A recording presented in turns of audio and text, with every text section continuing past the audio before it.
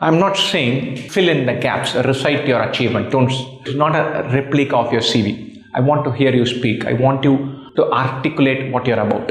And I want you to convey to me that you have the right balance between rehashing facts, putting together a story, and conveying your personality and making a pitch to me. And so this is a beautiful question. You have to reinterpret this as saying, make a pitch. You should not go and recite facts.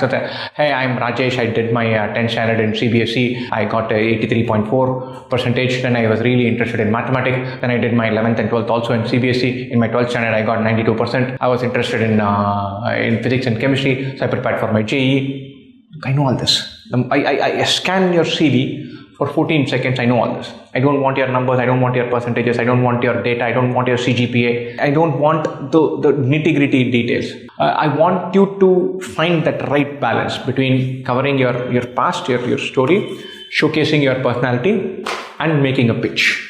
And so you got to say, hey, hi, I'm Ramesh. I grew up in South India. My father was in a transferable job. I studied in several cities, which was a good experience.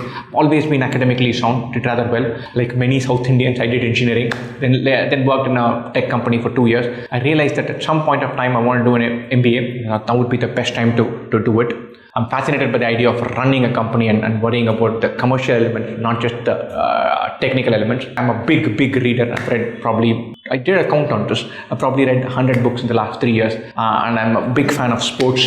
I play badminton and football in my free time. That's about me. I come from a family of 4, and then lead on. So there are several points here where you're saying, look, ask me a question. Saying, oh, you're a typical engineer. You're saying engineering is very typical. Why do you think people go towards engineering? Or you're saying you're a big reader. You've read 100 books. Give me the top 5. What are your favorite authors? What have you learned with this reading? So you're inviting questions. You're outlining something. You're starting with facts.